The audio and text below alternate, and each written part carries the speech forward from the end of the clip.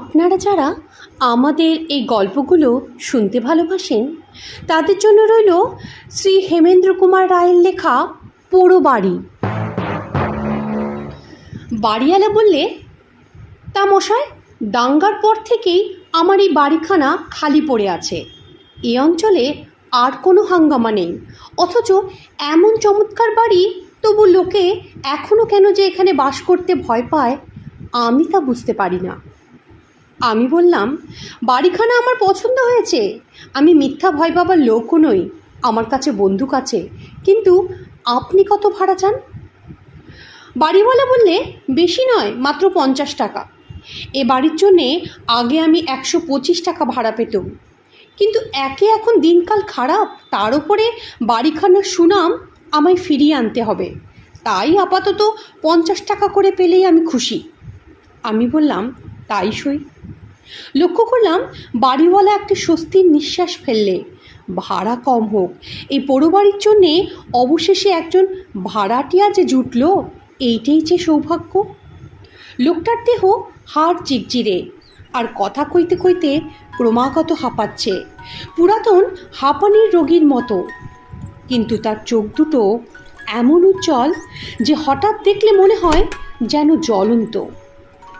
আমার হাতে চাবির গোছা দিয়ে ধুকতে ধুকতে লাঠি ঠক ঠক করতে করতে সে চলে গেল। বাঁচলুম কেন জানি না, তাকে দেখে কেমন অস্বস্তি বোধ হয়, যেন সে কোনো ভারী অমঙ্গলের অগ্রদূত। এতদিন আমার কর্মস্থল ছিল বিহার, এখন হঠাৎ বদলি হয়েছি কলকাতায়।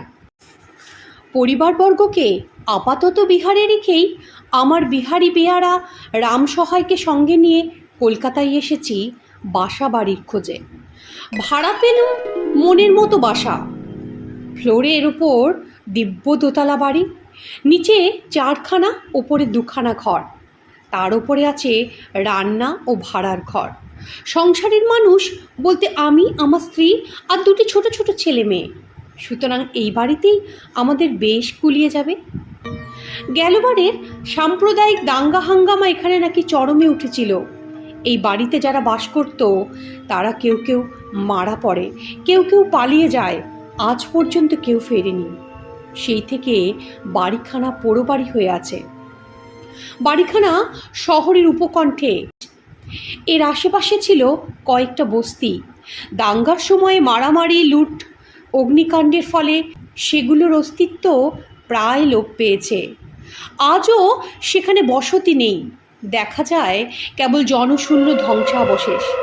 তাই প্রায় আধপোয়া পথ পার না হলে এখানে কোনো প্রতিবেশীর মুখ দেখার উপায় নেই, কিন্তু সেজন্য বিশেষ মাথা ঘামালুম না, কারণ আমি নিজে কোনো মানুষ, আমার পক্ষে প্রতিবেশীরা অনেক সময় বিরক্তিদায়ক।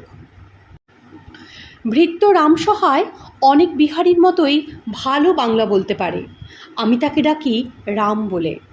বললুম, রাম, আজকের মতো তুমি বাড়িটা দোতলা সাফ করো, আজই সন্ধ্যার আগে রাত কাটাবার জন্য জিনিসপত্র নিয়ে আমরা এই বাড়িতে এসে উঠব। রাম বললে, যে আজ্ঞে মশায়। ভাবতে লাগলুম, বাড়িখানা আমি ভাড়া নিতে রাজি শুনে বাড়িওয়ালার উজ্জ্বল চোখ দুটো অমন আরও বেশি জল করে উঠল কেন? তা কি আনন্দে, না তার অন্য কোনো রহস্যময় কারণ আছে? এই প্রশ্নের উত্তর পেলুম সেই রাতেই। বলেছি, বাড়ির দোতলায় মাত্র 2খানা ঘর, 1খানা পশ্চিমে আর 1খানা দক্ষিণে। ঘর 2খানা বেশ বড়। বাড়িতে এসে যখন উঠলুম তখন সন্ধ্যা হয়। স্থির করলুম নিদ্রা দেবীর আরাধনার পক্ষে দক্ষিণের ঘরটাই প্রশস্ত। নির্জন পল্লী, নিরালা সন্ধ্যা, নিস্তব্ধ বাড়ি, নিজেদের পদধ্বনি চারিদিককে প্রতিধ্বনিত করে তুলল, ঠিক যেন আরও কেউ কেউ পদচালনা করছে আমাদের সঙ্গে। অনেক দিনের খাখা করা পোড়ো বাড়ি, এরকম ভ্রম হওয়া স্বাভাবিক। এই মিথ্যা ভ্রমটা মনের ভেতর থেকে মুছে ফেলবার চেষ্টা করলুম, কিন্তু পারলুম না। বারবার তবু মনে হতে লাগলো এই বাড়িতে আমরা ছাড়া আরও কাদের অস্তিত্ব আছে। এখনও তারা অদৃশ্য বটে, কিন্তু যে কোনো মুহূর্তে তারা দৃশ্যমান হতে পারে। এমন ধারণার কোনো অর্থ নেই জানি। আমি ভীরু নই, ভূত মানি না। ভূতের গল্প শুনেছি, কিন্তু ভূত কখনো দেখিনি এবং দেখব বলে বিশ্বাসও করি না।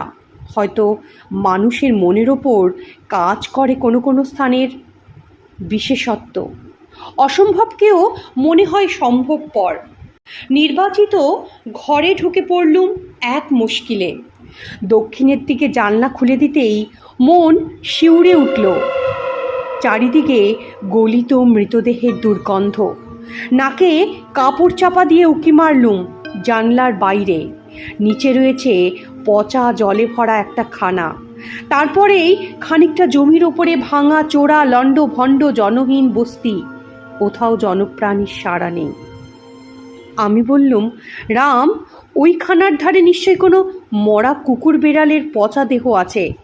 এই দারুণ গ্রীষ্মে দক্ষিণের জানলা বন্ধ করে তো এ ঘরে থাকা যাবে না। চলো আমরা পশ্চিমের ঘরে যাই। রাম বললে, তাই চলুন।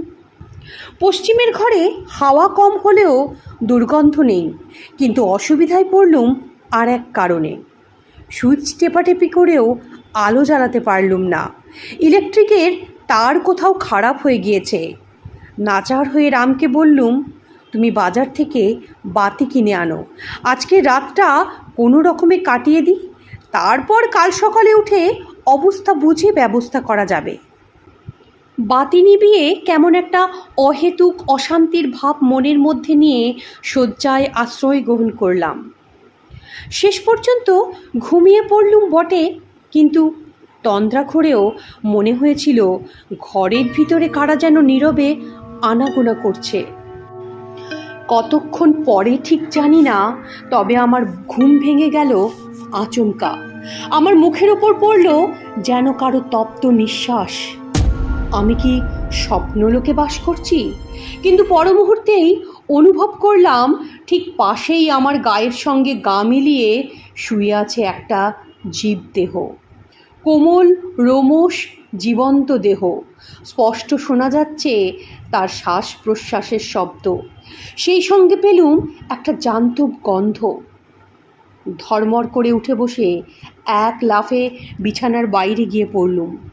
পর মুহূর্তে আচম্বিতে দপ করে জ্বলে উঠল ঘরের বৈদ্যুতিক আলো। কিন্তু তখন আলো জ্বালার ব্যাপারটা আমাকে বিস্মিত করল না, কারণ সর্বপ্রথমেই আমার দৃষ্টি আকর্ষণ হলো বিছানার দিকে। কে ওখানে শুয়ে আছে? কিন্তু কি আশ্চর্য, বিছানার ওপরে কেউ নেই। কেবল বিছানার ওপর নয়, আমার বিস্ফারিত চক্ষু সমস্ত ঘরখানা আতিপাতি করে খুঁজেও সন্দেহজনক বা ভয়াবহ কোনো কিছুই আবিষ্কার করতে পারল না। মনে মনে ভাবলাম, এটা কি ভ্রম নাকি দুঃস্বপ্ন? কিন্তু তাই যদি হবে, তবে বারবার সুইচ নাড়াচাড়া করেও বহু চেষ্টার পরেও যে আলো জ্বালাতে পারিনি, সেটা হঠাৎ আপনা থেকে জ্বলে উঠল কেমন করে। এগিয়ে গিয়ে সুইচ হাতে তুলে নিলুম, কিন্তু চেষ্টা করেও যে আলো জ্বালাতে পারিনি, এখন চেষ্টা করে তাকে আর নেভাতেও পারলুম না। সবই অস্বাভাবিক ব্যাপার। তাড়াতাড়ি দরজা খুলে রামের নাম ধরে চিৎকার করে ডাকতে লাগলাম। সে শুয়েছিল দরজার বাইরে বারান্দার ওপর। আমার চিৎকার শুনে ভেতরে ছুটে এলো হন্তদন্তের মতো। উত্তেজিত স্বরে বললুম, রাম, এতক্ষণ আমার বিছানার ওপরে কে যেন শুয়েছিল। তারপর চেয়ে দেখি ঘরের আলোটা আপনা আপনি জ্বলে উঠেছে। আমার মুখের পানে ফ্যাল ফ্যাল করে তাকিয়ে রাম সহায় থ হয়ে দাঁড়িয়ে রইল বোবা মূর্তির মতো। সে বেশি ভয় পেয়েছে না বেশি হতভম্ব হয়েছে বোঝাই গেল না। আবার বিছানার দিকে চেয়ে আমার বুকটা ধড়াস করে উঠল। ওটা আবার কি? বিছানার চাদরের উপরে রয়েছে কতগুলো কাদামাখা পদচিহ্ন। দেখতে অনেকটা বিড়ালের থাবার মতো, কিন্তু সেগুলো বিড়ালের থাবার চেয়ে অনেকটা বড়। আমি এবার চেঁচিয়ে উঠলাম, বললাম, হলপ করে বলতে পারি আধ মিনিট আগেও ওই থাবার দাগগুলো ছিল না। আতঙ্কগ্রস্ত কণ্ঠে রামসহায় বললে, হুজুর, বাইরে চলে আসুন। বাইরেই চলে এলুম আমরা, একেবারে বাড়ির বাইরে। শেষ রাতটা কাটালাম রাস্তার ধারে রোয়াকের ওপরে। সকালে বাড়িওয়ালার সঙ্গে দেখা, সব কথা খুলে বললুম। বাড়িওয়ালা হাঁপের টান সামলাতে সামলাতে হাসবার চেষ্টা করে বললে, মিছেই ভয় পেয়েছেন, পাশের খানায় ভাম থাকে, কিন্তু সে বন্ধ ঘরের ভেতরে এলো কেমন করে? আমি বাড়িওয়ালাকে জিজ্ঞেস করলাম। বাড়িওয়ালা বলে, জানলা দিয়ে। আমি বললাম, ভাম কখনো একতলা থেকে দোতলা লাফিয়ে উঠতে পারে?